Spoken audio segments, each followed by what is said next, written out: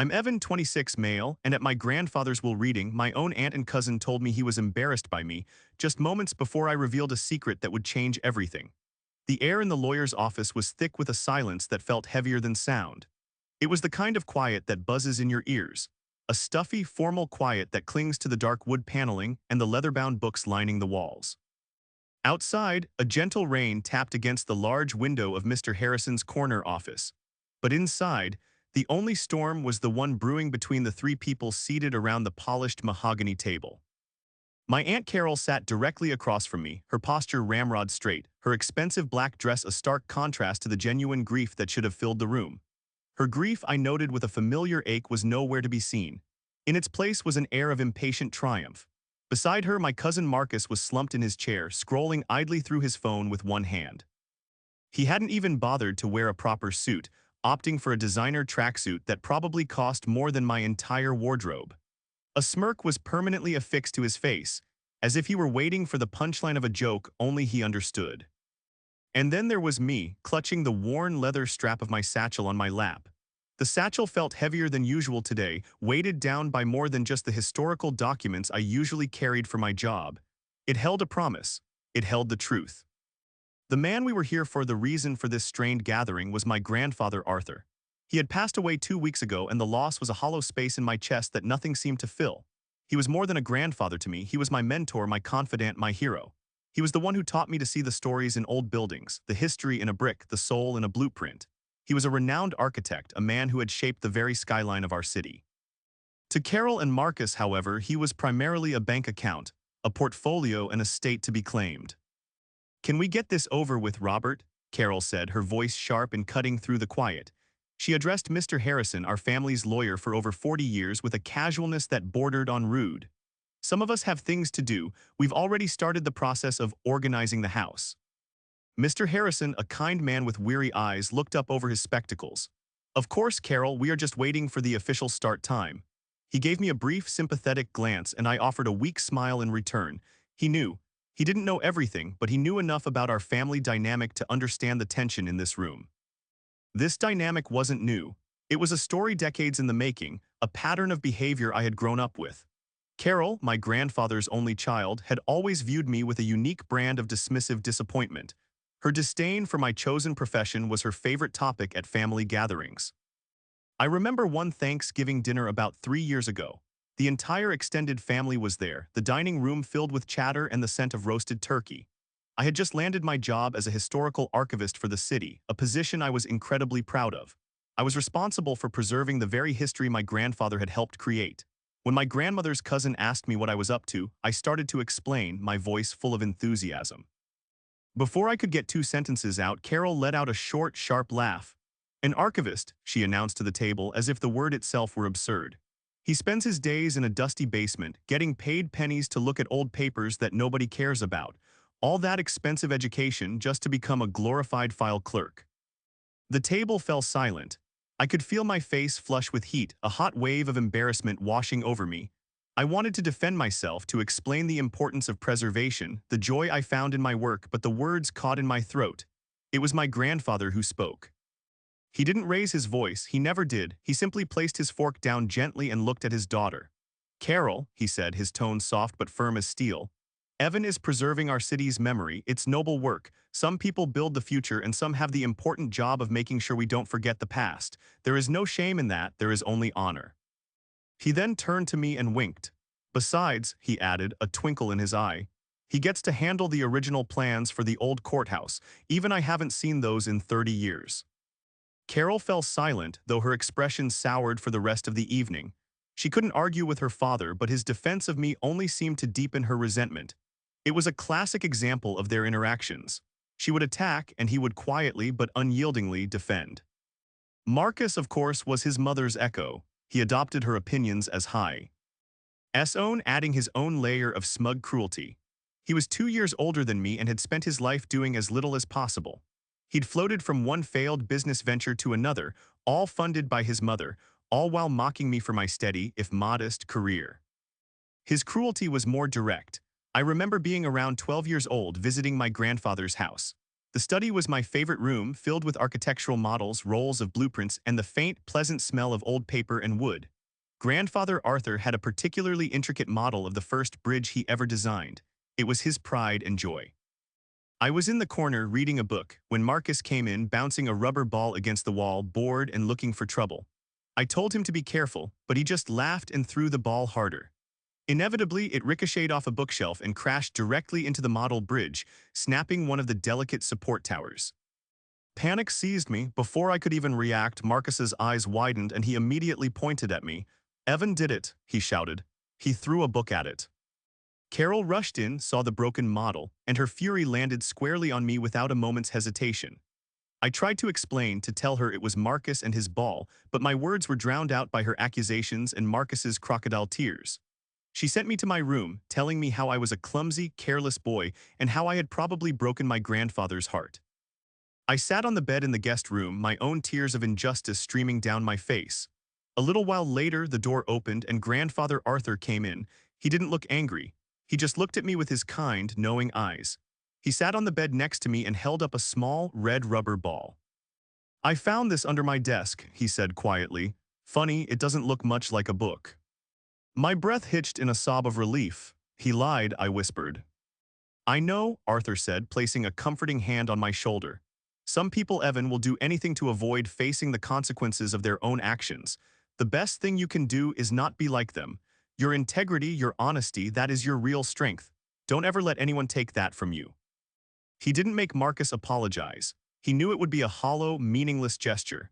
Instead, he spent the rest of the afternoon with me, and together, we carefully glued the broken bridge tower back into place. That day, he taught me more about character than Marcus would ever learn in his entire life. It was these memories, these quiet moments of validation and love from my grandfather that anchored me now. They were the shield against the storm of my aunt and cousin's greed. They had always seen me as an inconvenient, embarrassing footnote in the family story. They believed my grandfather felt the same way. But I knew the truth. I knew the bond I shared with Arthur was the most valuable thing he had ever built. And that truth was resting in my satchel, waiting for the right moment to see the light. The 2 weeks between my grandfather's passing and the will reading were a blur of muted colors and hollow sounds. My grief was a heavy cloak I couldn't take off. Every corner of the city reminded me of him. I'd look up at the elegant arch of the Harrison Tower or the sweeping glass facade of the City Arts Museum, and I'd feel a fresh wave of loss.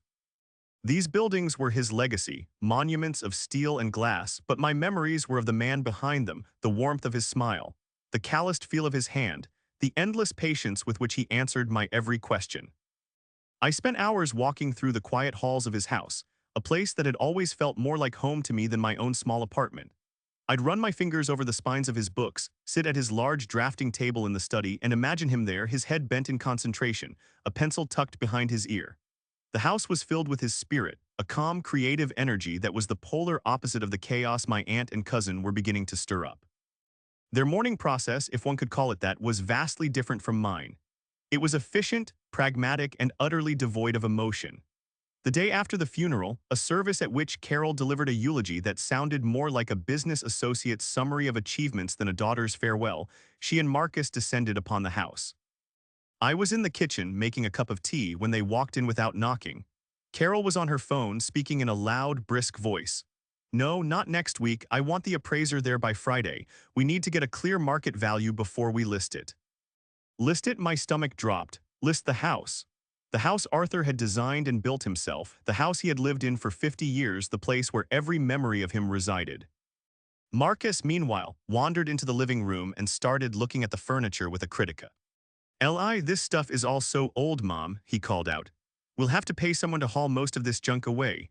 No one wants these heavy, dark wood things anymore." The junk he was referring to included a hand-carved mahogany bookshelf Arthur had made in his youth, and a set of chairs he'd personally designed to match the room's unique dimensions. They weren't just furniture, they were pieces of him. "Don't worry, sweetie," Carol said, ending her call. "We'll gut the whole place. A modern, open-concept design will fetch a much higher price." She finally seemed to notice me standing there, a forgotten ghost in my own grandfather's kitchen. "Oh, Evan, you're still here." "This was his home," I said, my voice barely a whisper. "He loved this house." Carol waved a dismissive hand. It's a property, Evan, an asset. Your grandfather was a practical man. He would want us to maximize its value. I knew that was a lie. Grandfather Arthur was an artist, not a developer. He saw value in beauty, history, and sentiment, things that couldn't be listed on a spreadsheet, but arguing with her was like arguing with a hurricane. I simply retreated, heading back to the quiet sanctuary of the study. The weight in my satchel and in my heart grew heavier with each passing day. The memory of the day my grandfather entrusted me with his secret played over and over in my mind. It was about 3 months before he passed. He had called me and asked me to come over, his voice sounding more tired than usual. I found him in his study, sitting not at his grand desk, but in one of the comfortable leather armchairs by the window. He looked frail, the sharp lines of his face softened by age and illness. He held a large, sealed manila envelope in his hands. "Evan," he began, his voice quiet but clear, "sit with me for a moment." I took the chair across from him. He passed the envelope to me. It was thick and had the official return address of Mr. Harrison's law firm. "I need to ask you to do something for me," he said, his gaze steady and serious. "It's a heavy burden to place on you, but I trust you more than anyone." He took a slow breath before continuing. "Your aunt, she is my daughter and I love her, but she does not see the world the way we do. She sees value, not worth. She and Marcus have been making inquiries about my health, about my finances. It's clear they are already planning for a future without me, a future where they control what I've built." A sad, weary look crossed his face. "I have prepared a new will, my final will. Mr. Harrison has it all in order. This," he said, tapping the envelope I now held, "is the only legally signed and witnessed original copy. I want you to keep it. Do not speak of it to anyone, not to Carol, not to Marcus. When the time comes and they gather to hear what they believe they are owed, I want you to be the one to present it." I was stunned into silence. I looked down at the envelope, feeling its impossible weight. "Grandfather, why not just file it with Mr. Harrison? Why give it to me?" "Because," he said, leaning forward slightly, "I know my daughter. If she believes there is another will, she will contest it. She will drag my name and yours through the mud for years, draining the estate with legal fees. This way, the will they find, the one they will bring to the reading, will be my old one. An outdated document I left in my desk for them to discover. They will believe they have won. Their guard will be down. When you present this, the true and final version, confirmed by my lawyer on the spot, there will be no room for argument. It will be sudden and it will be absolute." He looked at me, his eyes pleading. "It's a terrible thing to have to do, to set a trap for your own child, but I must protect my legacy. I must protect what I want to pass on, and more importantly, I must protect you." He reached out and placed his hand on mine. "Promise me, Evan, promise me you'll see it through." Tears welled in my eyes as I looked at my proud, brilliant grandfather, reduced to making secret plans to protect his life's work from his own family.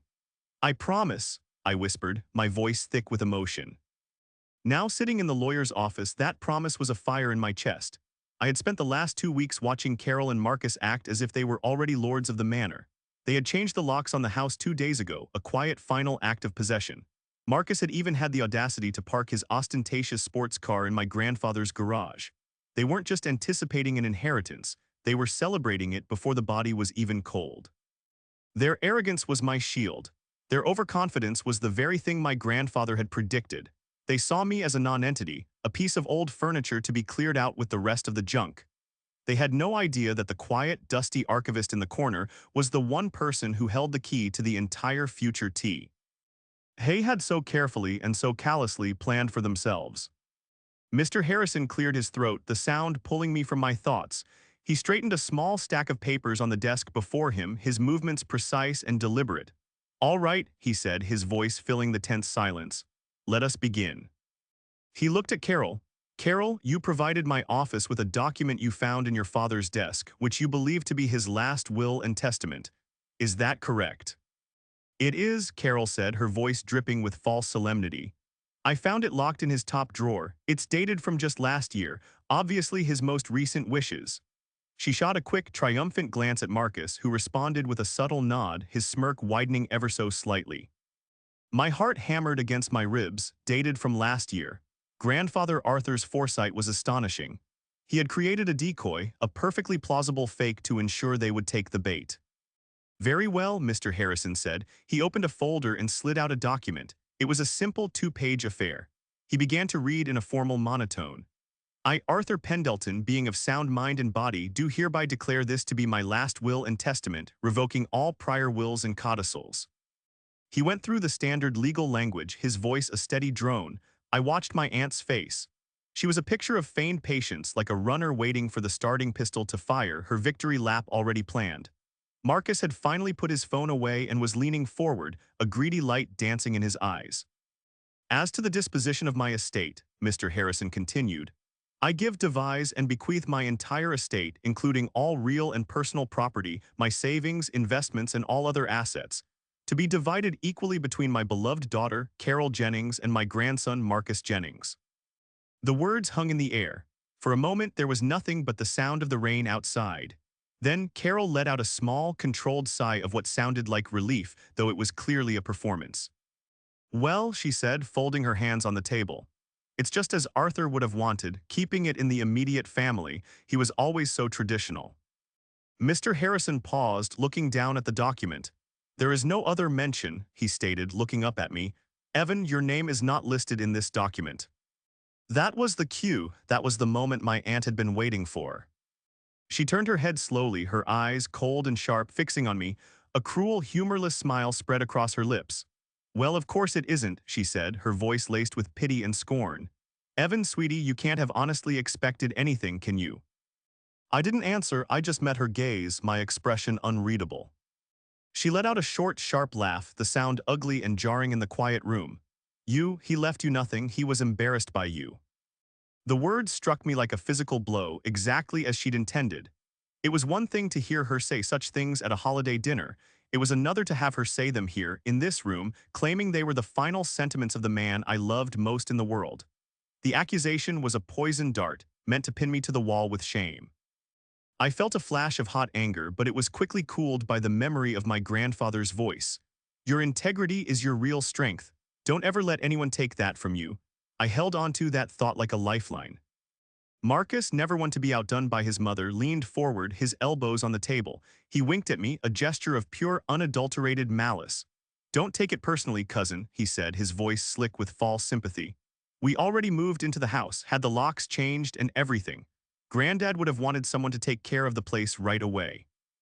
He leaned back in his chair, crossing his arms with an air of finality. It's for the best. You wouldn't know what to do with a place that valuable anyway. The humiliation they intended for me was thick in the air. They wanted to see me crumble. They wanted me to be small, to be insignificant, to be the dusty archivist they had always believed me to be. They wanted me to accept their version of the truth, that my grandfather, my hero, had secretly shared their opinion of me all along. The pain of it was real, a sharp sting in my heart, but beneath the pain, my resolve hardened into something unbreakable. I took a slow, deep breath, letting the silence stretch for a beat longer. I let them savor their victory. I let them believe they had won, that the story was over, that my grandfather's legacy was now theirs to sell to the highest bidder. Carol was already looking at Mr. Harrison, a businesslike expression on her face. So, Robert, what are the next steps for probate? I'd like to get the house officially on the market by the end of the month. This was the moment my grandfather prepared me for, the moment the promise I made had to be kept. Excuse me, I said. My voice was quiet, yet it cut through the room with the force of a thunderclap. Carol, who had already turned her full attention to the lawyer, snapped her head back towards me. Her expression was one of pure annoyance, as if I were a waiter interrupting a private dinner. What is it, Evan? As you've heard, this doesn't concern you anymore.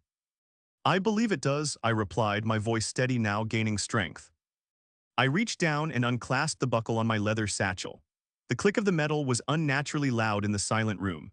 Both Carol and Marcus watched my movements, their expressions shifting from smug triumph to mild curiosity, tinged with irritation. They likely thought I was going to pull out some sentimental trinket, a photograph or a letter, to make a tearful, pointless plea. My hand closed around the large, thick manila envelope. It felt cool and solid in my grasp. I drew it out slowly and deliberately, my heart pounding a steady, resolute rhythm. I placed it gently on the center of the polished mahogany table right next to the fraudulent will they had so proudly produced. The envelope, with the official seal and return address of Mr. Harrison's own law firm, looked far more substantial, far more real than the two flimsy pages of their document. I believe you have been reading from the wrong document, Mr. Harrison, I said, my eyes not on the lawyer but locked directly on my aunt. This, I said, tapping a finger on the envelope, is my grandfather's final will and testament. The shift in the room was immediate and seismic. The smirk on Marcus's face didn't just vanish.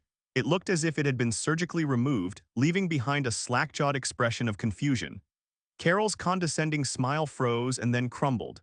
She stared at the envelope, her eyes wide with disbelief, then shot a panicked, accusing look at Mr. Harrison. "What is this?" she demanded, her voice suddenly a full octave higher. "What new nonsense is this? Robert, this is absurd." Mr. Harrison, however, was already leaning forward, his professional curiosity piqued. He looked at the envelope, then at me, then back at the envelope. He recognized the packaging, the seal. He reached out and picked it up, his expression unreadable. "Let's not jump to conclusions, Carol," he said calmly, his eyes scanning the front of the envelope. He used a silver letter opener from his desk to slice it open with a quiet, decisive sh. Carol stood up abruptly, her chair scraping harshly against the floor. "I will not stand for this. This is a trick. Evan is trying to forge something. He's delusional." "Please sit down, Carol," Mr. Harrison said, his voice now carrying a new tone of authority. He had unfolded a thick multi-page document stapled together in the upper corner with a legal rivet. His eyes scanned the first page and then he looked up, his gaze sweeping over all of us. "This document," he said slowly, "is also purported to be the last will and testament of Arthur Pendleton." He flipped to the last page. His eyes widened slightly. He looked up first at me with a newfound respect and then at Carol and Marcus with a professional coldness that was chilling. "And I can confirm," he stated, his voice now firm and clear, "that the signature on this document is authentic. Furthermore, it is witnessed by two of my own paralegals and it bears my official notary seal. It is also dated 2 months ago, which makes it more recent than the document you provided, Carol." He paused, letting the weight of his words sink in. "According to the law, this makes your document null and void. This is the legally binding will." It was as if all the air had been sucked out of the room. Carol, who had been standing, slowly sank back into her chair, her face a mask of utter shock. The color, so high in her cheeks just moments before, began to drain away, leaving behind a pasty gray pallor. She looked as if she'd seen a ghost. Marcus was speechless. He just stared at the thick document in the lawyer's hands, his mouth slightly agape. The image of his wink, his sneering comment about the house, flashed in my mind. The satisfaction I felt was not a gleeful, vengeful one, but a deep, quiet sense of justice being served. This was for my grandfather. I don't understand," Carol stammered, her voice a weak, trembling thing. He told me, he said he was taking care of things." "And so he did," Mr. Harrison said, his tone devoid of sympathy. He squared the pages of the new will on his desk. "Shall we proceed with the reading of Mr. Pendleton's true final wishes?" No one answered. There was nothing to say. Carol and Marcus could only sit there, trapped in a stunned, horrified silence, as Mr. Harrison cleared his throat once more and began to read from the document that had just dismantled their entire world. Mr. Harrison began to read the true will, and with every word it felt as though my grandfather's voice was filling the room. Not his frail, tired voice from those last few months, but his strong, clear, deliberate voice. The voice he used when he was explaining a complex design or defending a principle he believed in. The preamble was similar, but the details were vastly different. It went through a few minor bequests to old friends and his longtime housekeeper, and then it came to the primary assets. "As to the disposition of my primary estate," Mr. Harrison read, "including my residence located at 455 Chestnut Lane, all personal effects contained therein, my full investment portfolio, and the remainder of my savings and assets, I give, devise, and bequeath it in its entirety to my beloved grandson Evan Carter." A small, choked sound escaped from Aunt Carol's lips. It was a noise of pure, undiluted agony, the sound of a future she had considered a certainty being snatched away from her. Marcus just stared blankly at the table, his face ashen. But my grandfather wasn't finished. The most powerful part was yet to come. "There is one final section here," Mr. Harrison said, adjusting his glasses. "It is a personal letter which my client, Mr. Pendleton, instructed was to be read aloud as part of the official will." He cleared his throat and continued. "My dearest Evan," the letter began, and hearing my name in my grandfather's written words sent a shiver down my spine.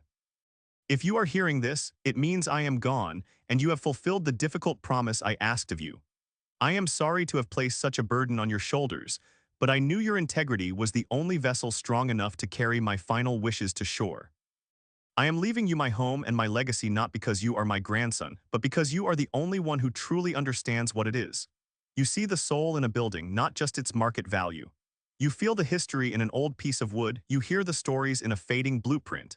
You spent hours with me in my study not out of obligation, but out of a shared and genuine passion.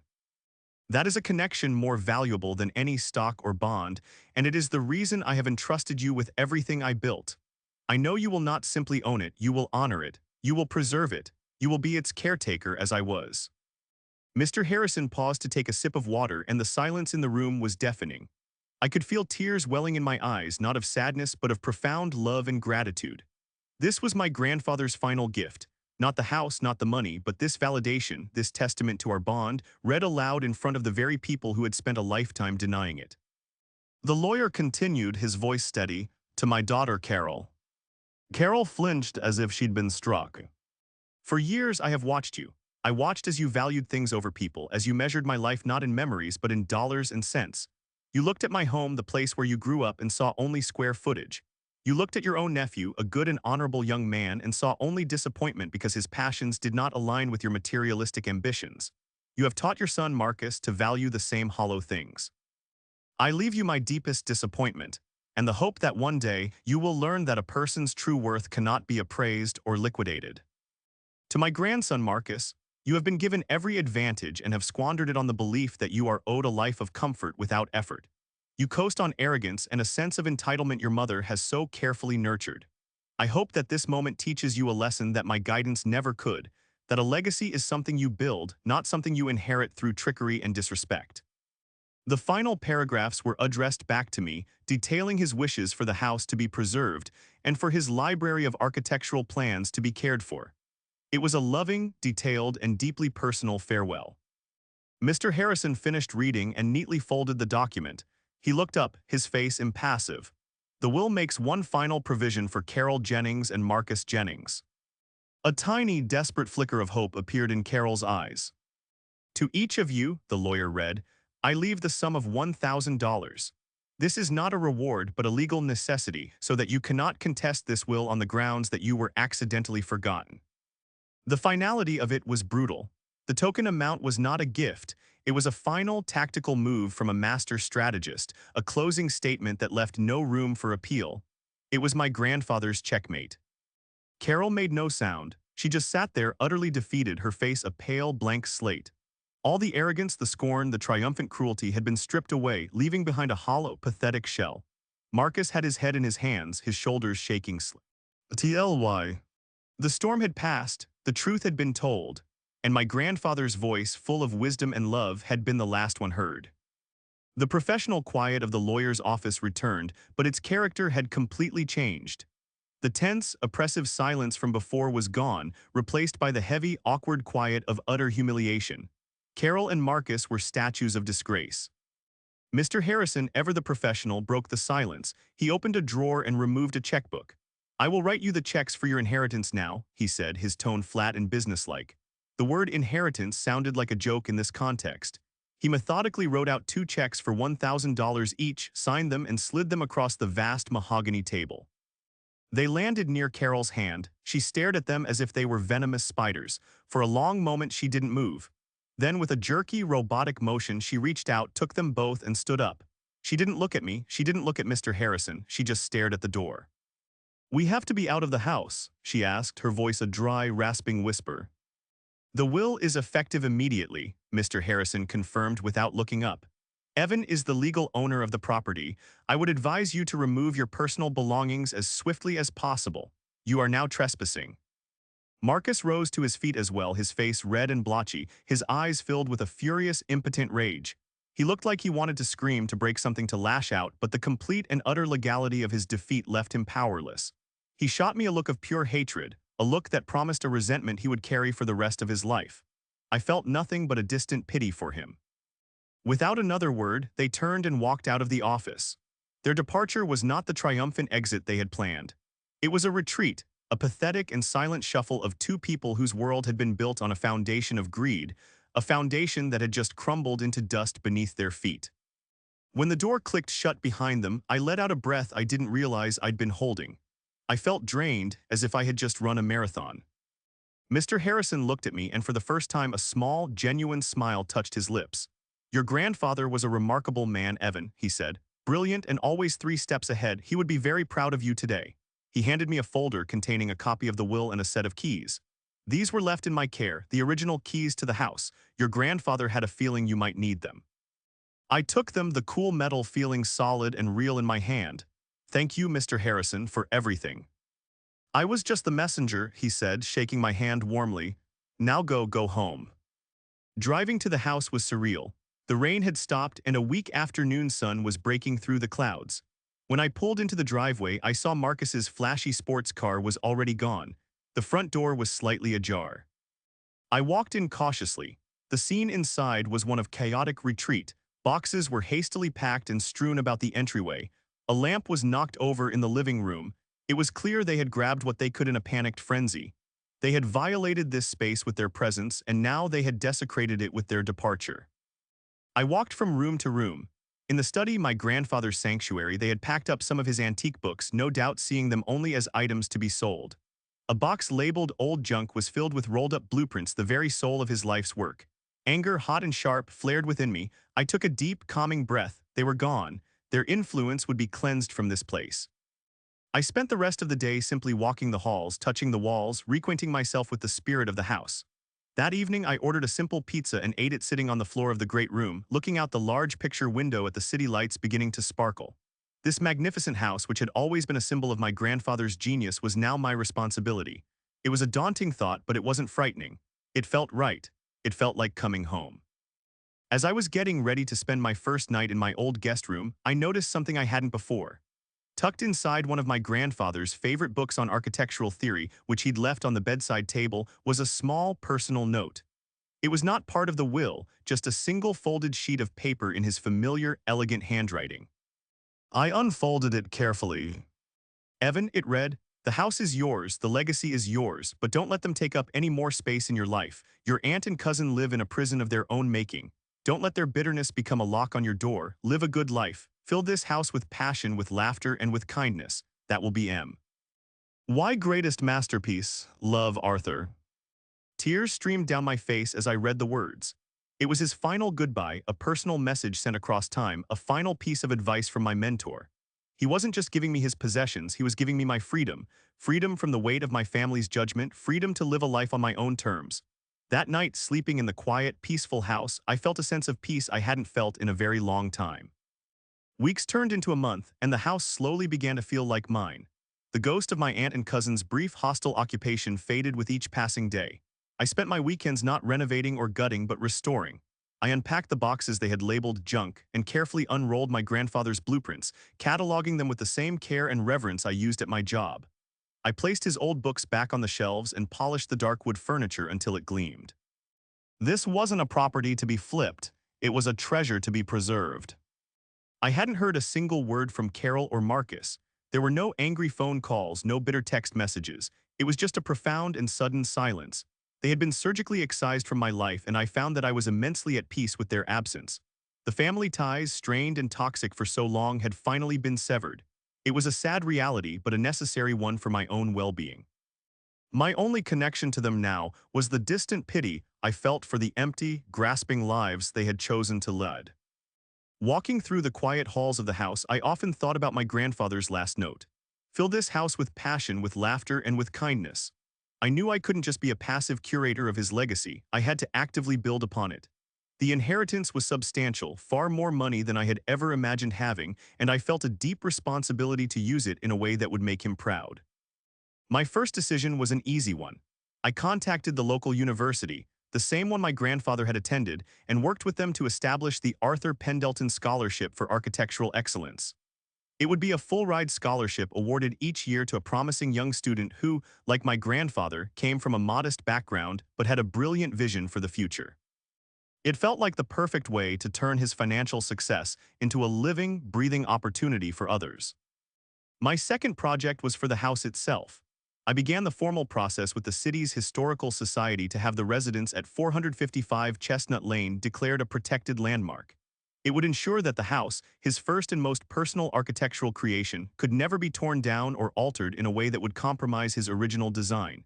It would stand as a monument not just to his career, but to his values. One sunny Saturday afternoon, I was in his study, organizing a set of plans for a public library he had designed decades ago. The room was filled with light and I felt a profound sense of contentment. I was doing what I loved in a place that I loved, honoring a man that I loved. The pain from that day in the lawyer's office had faded, replaced by a quiet strength. My aunt's cruel words, "He was embarrassed by you," no longer had any power.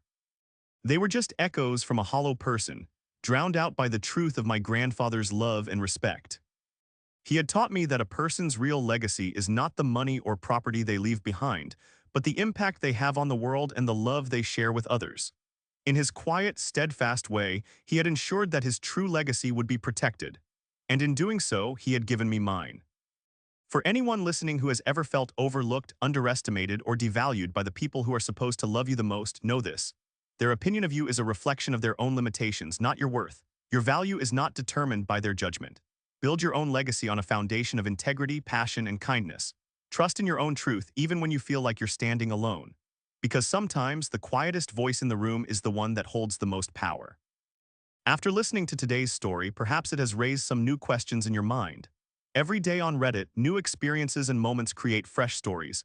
We are all human and we all have our own unique journeys and challenges. If you enjoyed this story, feel free to share it with someone who might appreciate it. Thank you for your time, and don't forget to keep an eye out for more stories coming soon.